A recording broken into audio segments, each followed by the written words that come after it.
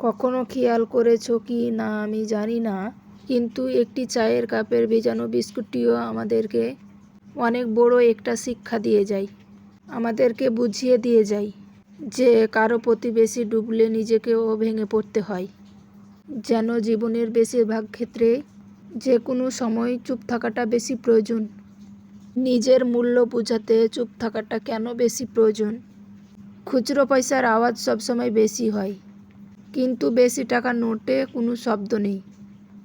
এটা কিন্তু তোমাকে আমাকে সবসময় কিন্তু বুঝিয়ে দিয়ে যায়।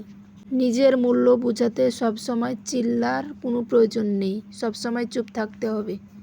একটু চুপ থাকো, একটু সঠিক সময়ের অপেক্ষা করো। একটা সময় তোমার হয়ে জবাবটা ঠিক তোমার হয়ে দিয়ে দেবে। এই পৃথিবীর সবচেয়ে দামি জিনিসগুলোর মধ্যে সবচেয়ে দামি জিনিস হচ্ছে আত্মসম্মান। এর থেকে মূল্যবান জিনিস এই পৃথিবীতে খুবই কমই আছে। তাই কেউ তোমাকে একবার ছোট করলে তাকে চিনে রাখো এবং তার থেকে নিজেকে একটু দূরত্ব রাখার চেষ্টা করো। দেখবে জীবন খুব সুন্দরভাবে চলে যাবে। মনে রেখো, প্রশ্রয় পেলে একই ভুল বারবার করবে কিন্তু। কাউকে ক্ষমা করে দাও, কিন্তু দ্বিতীয়বার আঘাত করার সুযোগ দিও না। না, তোমার কি মনে হয় না যে সকল মানুষদের সাথে তোমার মনের মিল খুব একটা হয় না? যে সকল মানুষের সাথে তোমার চিন্তা ভাবনার কোনো মিল নেই, তাদের থেকে তোমার দূরত্বটাই একটু বজায় রাখার চেষ্টা করবে। কারণ সাধারণত যেখানে মনের মিল থাকে না, যেখানে চিন্তা ভাবনার কোনো মিল থাকে না, সেখানে সে মানুষদের সাথে তর্কটা একটু বেশি হয়। আর এই সিচুয়েশানে ওই মানুষগুলো কখনো তোমাকে বুঝতে চাইবে না। আর সবাই তো এটা জানো যে কেউ বুঝতে না চাইলে তাকে জোর করে বোঝানো যায় না। দেখো, জীবন যতদিন আছে নিজের মতো বাঁচার চেষ্টা করাটা প্রয়োজন। একটা কথা মনে রেখো, সকাল যতক্ষণ না পর্যন্ত হচ্ছে ততক্ষণ পর্যন্ত বাগানের ফুলটিও জানে না সে শ্মশানে যাবে নাকি মন্দিরে যাবে। জীবনে যত বেশি সামনে এগিয়ে যাবে তত বেশি এটা বুঝতে পারবে যে কখনো তুমি যতই ভালো হও না কেন, যতই অন্যের জন্য নিজেকে বিলিয়ে দাও না কেন, যতই কষ্ট সহ্য করো না কেন, কোনো লাভ হবে না। দিন শেষে তারাই বেশি কষ্ট দিবে, তারাই বেশি বলবে যে কি করেছি আমার জন্য। কিছু মানুষের মন তবুও তুমি রাখতে পারবে না। আসলে বাস্তবতা কি জানো?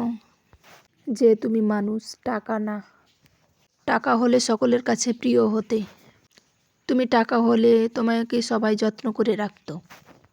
তুমি টাকা হলে সবাই তোমাকে মূল্য দিত। তাই সব থেকে ভালো হয় তাই নিজের জীবনটাকে নিজের মতো করে অতিবাহিত করার চেষ্টা করবেন। আর একটু খেয়াল রেখো, অন্যকে খুশি করাতে গিয়ে নিজেকে কষ্ট দিও না। অন্যকে ভালো রাখতে গিয়ে নিজেকে খারাপ রেখো না। বিশ্বাস করো, জীবনে যত বেশি খারাপ সময় আসবে তত বেশি মানুষ চিনবে। ওই যে একটা কথাই আছে না, যে জলে না নামলে সাঁতার শেখানো যায় না, তেমনি মানুষের সাথে না চললে মানুষকে চেনা যায় না। খারাপ সময়টা কিন্তু আমাদের জীবনে গুরুত্বপূর্ণ শিক্ষাটা দিয়ে যায়।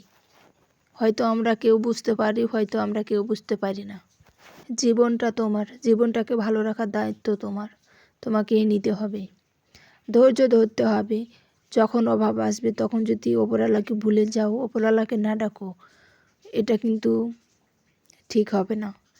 ওপরওয়ালাকে সবসময় ডাকতে হবে, ভালো থাকার জন্য, সুখে থাকার জন্য, অভাবের অনাটনের জন্য, আপদ বিপদের জন্য ওপরওয়ালাকেই ডাকতে হবে। তাহলে জীবনে সব চাইতে আল্লাহ বলেছে যে আমাকে ডাকো, আমি তোমাদেরকে যেটুকু পারি সাহায্য করব। মানুষকে কিন্তু উপকার করতে পারবে না ওপরওয়ালা যদি না করে।